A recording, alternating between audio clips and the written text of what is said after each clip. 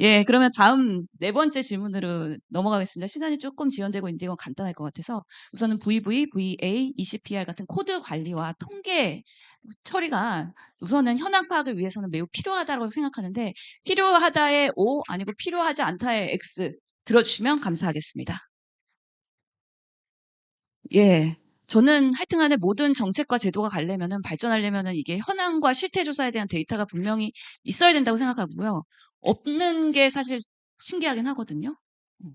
이렇게 중요한 에크모에 대해서 이 부분에 대해서 뭐 지지 발언을 그냥 필요하기 때문에 만들면 될 것 같은데 장향수 위원장님 이 통계 관리와 실태 조사 이런 현황 파악에 대해서 어떻게 어느 단위에서의 좀 관리와 데이터 통계를 하면 좋을까요?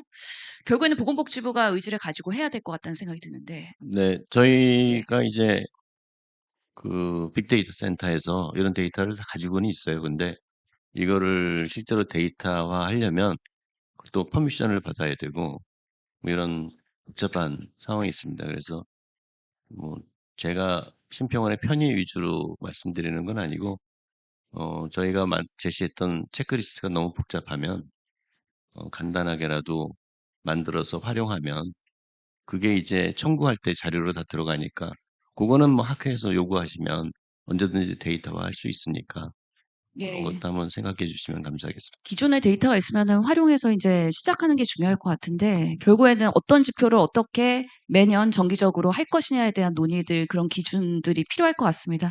혹시 그러면 이런 것들은 R&D 사업으로 먼저 학회랑 연구 용역을 진행을 하고 그러면서 인제 스타트업을 시작을 해야 될 것 같은데 그게 가능할 거라고 당연히 보실 것 같고 다만 예산 문제나 이런 것들이 있을 거기 때문에 강력하게 좀 얘기할 수 있는 학회 차원에서의 기회와 그리고 심평원에서의 또 기회가 있으면 아니, 좋겠습니다. 뭐, 사실, 이전에 에크모란 수가가 생긴 게 2015년이거든요. 그 전에 에크모 수가가 없었습니다. 그냥 파셜 서큘레이션 밖에 없었거든요.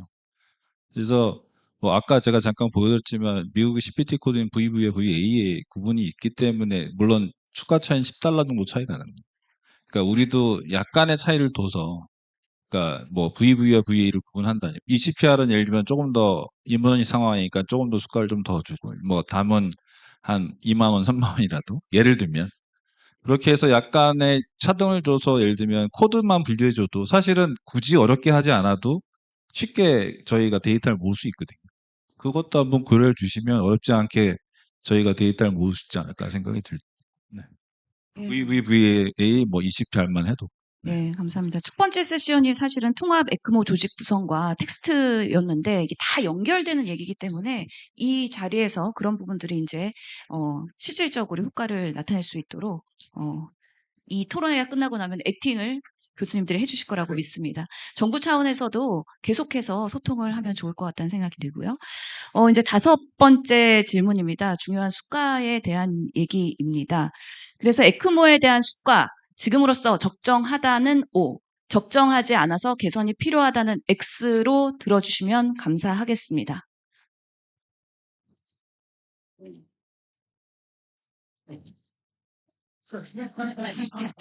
네. 한 분 정도는 O를 들어주시길 바랍니다.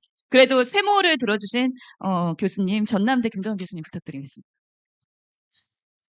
예, 아니, 본문을 충분히 받고 있다라는 뜻이 이제 오해로 전달될까 봐, 좀 염려가 되는데 그런 뜻은 아니고, 이 비용적인 문제가 좀 무시할 수는 없는데, 이 전체 양이 아까 정희석 교수님 거 보여준 거에 의하면은 단시간에 우리나라 8배 정도의 액수가 늘어난 그 질환이나, 시술이 있을까 싶습니다. 이제 제가 봤을 때 삭감을 처음에는 좀 너그럽게 한 번 더 살펴봐 주시는 관점에서 시작해서 비용을 좀 세분화하고 여력이 되면 액수를 좀 늘리고 그런 방향으로 가면 좋을 것 같습니다. 저도 결코 수가에 만족하는 것은 아니어서. 예, 그러면 수가 개편이 어떻게 필요한지에 대해서 교수님들 의견을 듣고 싶은데요. 혹시 발언하실 분 계시나요? 예, 배장한 교수님. 예, 그 정재승 교수께서 얘기하신 그 리포지셔닝하고 리무벌은 사실은 심혈관 중재학회하고 십자학회에서 3, 4년 전부터 계속 얘기했었던 거죠. 근데 이제 심평원에 가서 대차게 까였습니다. 심평원에서는 어떻게 됐냐면 행위 설명 자체에 인서션부터 리무벌까지 다 들어가 있다라고 얘기하면서 계속 반려시켰어요. 이거는 말이 안 되는 게 그렇게 되면 심평원이 지도 감독을 잘못한 거예요. 왜냐하면은 환자가 인서션한 환자의 석세스풀 리무벌이 50%도 안 되기 때문에 이 리무벌을 안 했는데 리무벌 수가를 주신 거거든요. 그러면은 건강보험 수가를 까먹으신 거잖아요. 이게 말이 안 되는 거고 처음부터 그런 내용은 없었습니다. 그냥 인서션만 있었다라고 생각하면 되고요. 그리고 미국은 지금 CPT 코드가 아까 말씀드렸던 대로 2015년에서 18년에 세분화됐죠. 수가가 떨어지면서 CPT 코드를 복잡화 재분류를 시켰어요. 거기에 보면 6세 이상 미만, 리포지셔닝, 서저리, 반서저리, 그리고 퍼큐테니어스 따로따로 돼 있거든요. 우리나라 저는 리무벌 특히 꼭 필요하다고 생각합니다. 왜냐하면은 정말 한 2, 3% 정도 환자가 리무벌 하다가 나빠집니다. 생각보다 위험한 프로시저죠. 퍼큐테니어스로 그냥 쉽게 말해서 퍼클러즈 2개 꽂고 나면 된다라고 생각하지만 안 그런 경우도 상당히 있어요. 위험한 프로시저라서 저는 그거 독립해야 된다고 생각하고 이게 저는 정은석 쌤하고 정재 쌤이나 조영현 쌤 엄청 존경하는 분들인데 대라고 했으니까 흉부외과에 지금 2배 가산수가를 주고 있잖아요. 원래 그거는 건강보험은 아니고 재정에서 보조를 해주는 건데 똑같은 프로시저를 하지 않는다는 생각에서 그렇게 한 거거든요. 흉부외과에 정재승 교수께서 하시는 MVR, AVR은 다른 과가 하지 않고 익스클루시브하게 흉부외과에서 하는 거기 때문에 과단위로 저기를 줬는데 심장내과나 호흡기내과나 응급의학과에서도 인서션을 하는데 수가가 똑같잖아요. 그러니까 이제 자꾸 어떻게 하냐면은 병원 집행부에서는 배 선생이 넣었는데 흉부외과에서 넣은 걸로 하면 안 되겠지? 안 될 거야. 그지? 그렇게 하면 안 되겠지. 그지? 뭐 이런 생각을 하게 되거든요. 그러니까 이게 정책이 삐뚤어져 나가는 겁니다. 지금은 솔직히 말씀드리면은 가산 수가가 없는 에크모 인서션하고 메인테인 수가는 병원에서 까먹어요. 진짜 까먹거든요. 그나마 가산이 돼가지고 또이또이하게 좀 가는 거기 때문에 같은 저기를 하고 인증이 된 거라면 저는 그거는 해결을 해야 된다고 생각하고 서둘러 만약에 덩어리가 지금 뭐 아까 전남대 교수님께서 말씀하셨던 엄청 커졌다 7,800 고혈압 약제가 리임버스먼트가 1조 2천억 원입니다. 지금 우리 460억 썼어요. 돈 걱정은 우리가 할 게 아닙니다. 그러니까 정부가 해야 되고 의원들이 하셔야 될 일이고요. 제가 생각하기엔 이거는 확실하게 도와주셔야 돼요. 새벽 3시에 가지고 정의석 교수 그거 놓고 나서 집에 갈 수 있는 프로시저 아니잖아요. 그렇게 생각하면 확실하게 도와주고 첫 번째 그게 덩어리가 정말 크다고 생각한다면은 리무벌부터라도 수가 집어넣어서 확장해보자. 이게 제 생각입니다. 예, 의견 감사합니다. 또 의견 있으신가요, 교수님? 어떤 방향으로 개선이 됐으면 좋겠다에 대해서.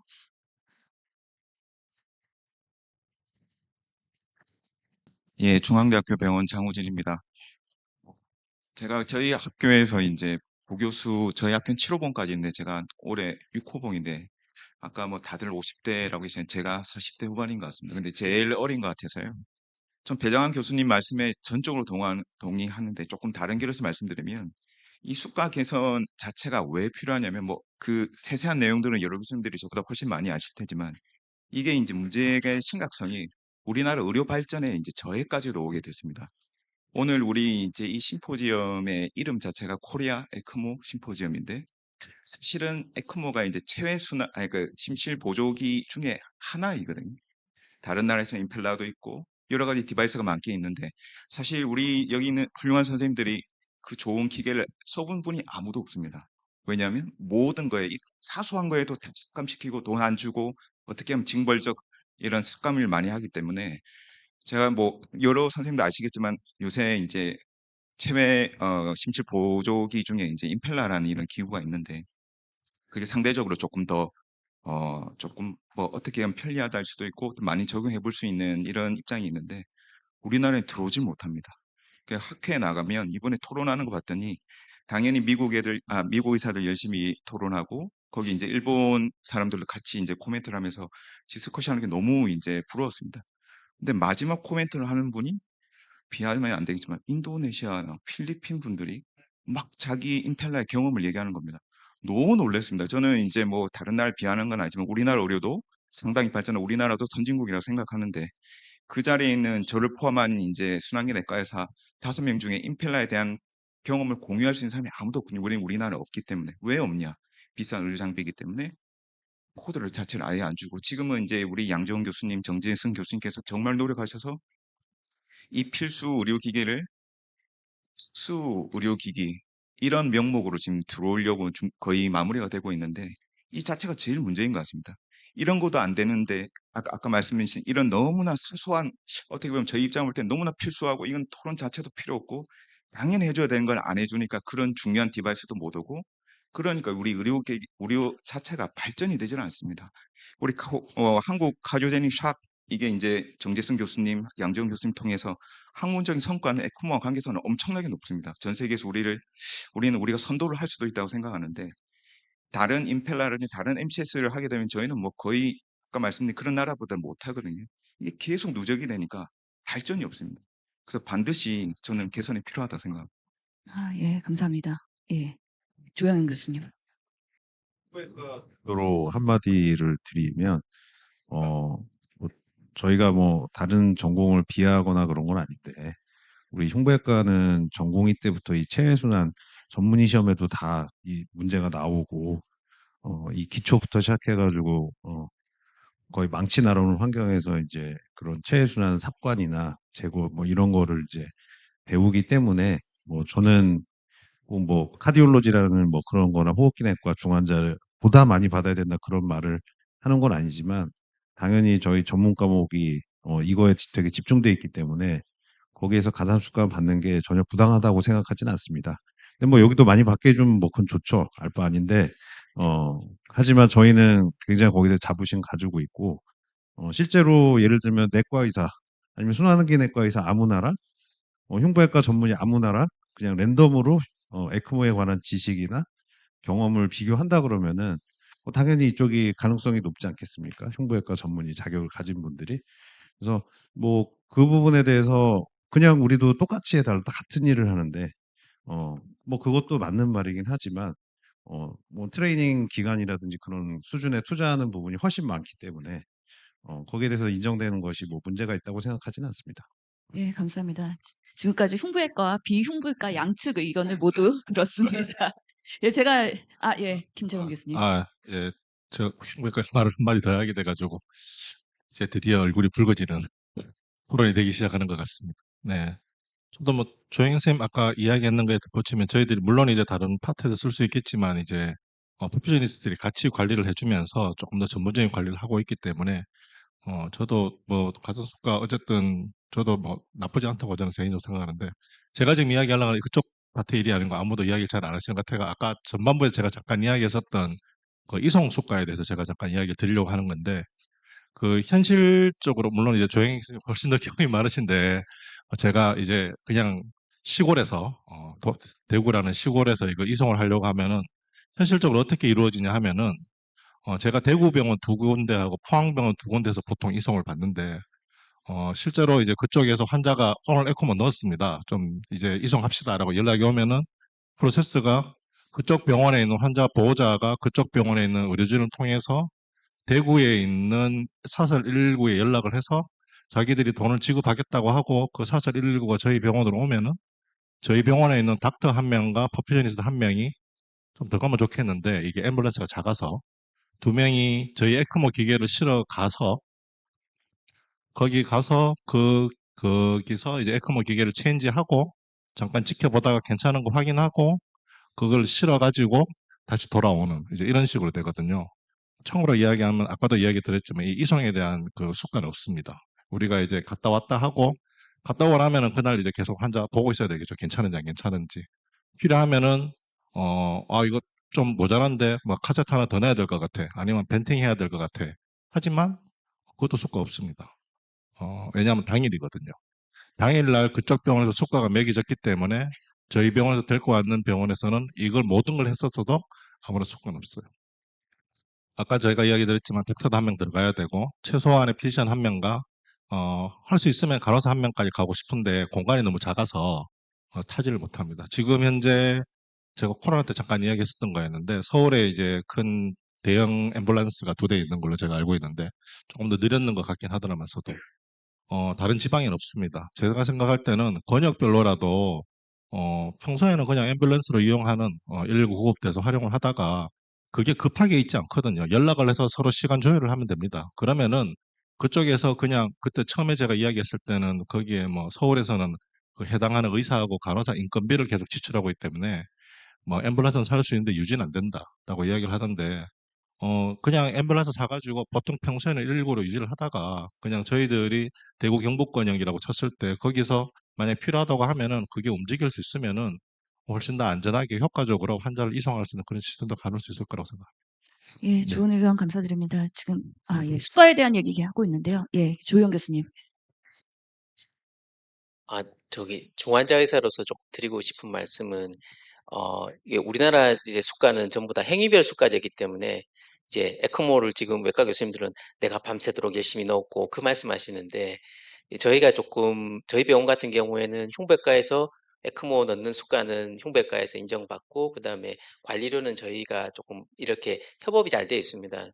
좀 평화롭긴 한데 문제는 이제 그 에크모를 넣는 것만으로 이제 환자가 끝나는 게 아니라 관리하는 것도 굉장히 조금은 어 어려운 부분들이고 그게 오히려 보면 이제 굉장히 맨파워나 리소스를 많이 잡아먹는 부분들이거든요. 다만 이제 이런 수가 관련해서 이 논의를 하는 과들은 대부분 흉부외과에서 하기 때문에 프로시저나 어떤 그쪽에 포커싱이 되는 경우도 조금 있는 것 같습니다. 그래서 관리료를 나중에 얘기를 하실 때 조금 그 부분도 그런 쪽의 부분도 우리가 정량화할 필요가 있지 않나 하고 이제 여기 계신 분들이 다 50대에 이제 접어든다는 거는 이제 이쪽 분야가 열악하기 때문에 이제 새로 이제 인력이 안 들어온다는 것만으로도 이제 수가나 어떤 이 에크모에 대한 어떤 국가의 지원이 부족하다는 반증이 아니랄까 하는 저는 그런 생각하고 있습니다. 예, 이 타이밍에 제가 사과 말씀 드려야 되는데 대부분 50대라고 했는데 장우진 교수님과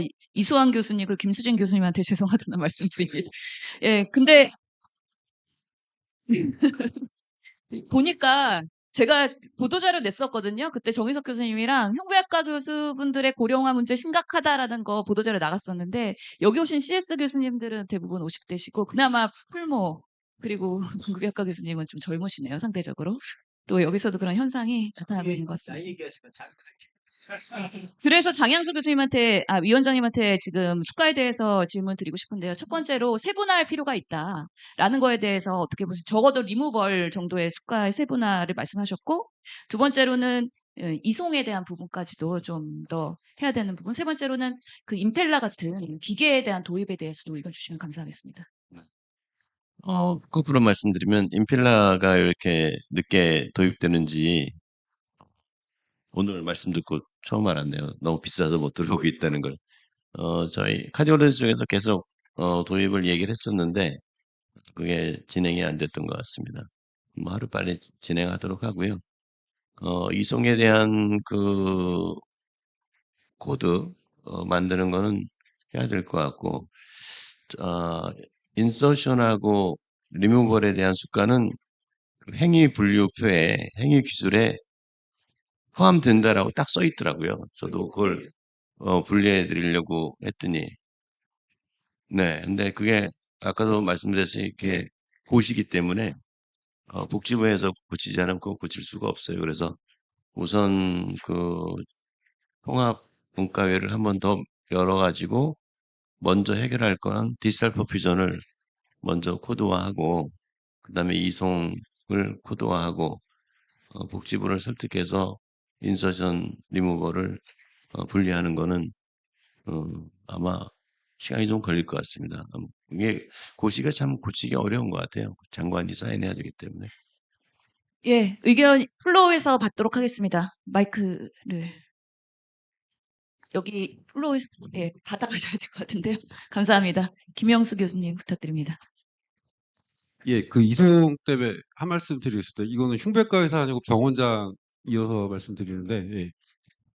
예, 지금 이송은 아까 김정원 교수님 말씀하셨지만 그 사설 앰뷸런스 겁나 열악합니다. 그리고 서울시에서 지금 하는 이송구급단 사업이 좋아서 굉장히 커져서 이번에 보건복지부에서 경기도권역 그러니까 전국적으로 그 이송 사업 그 신청자가 있어서 저희 병원이 지원해서 받았는데 이 의정사태 때 그 지원하지를 않지 않겠습니까? 근데 저희 병원은 다행히 이제 병원에서 저희 에크모 센터에 투자를 많이 해서 4억짜리 앰뷸런스 똑같은 거 구입을 해서 그거를 이제 9월 달부터 시작을 했는데 이번에 나라에 예산이 없다 보니 사업 시작한 지 3개월 만에 예산이 3분의 1로 깎였습니다.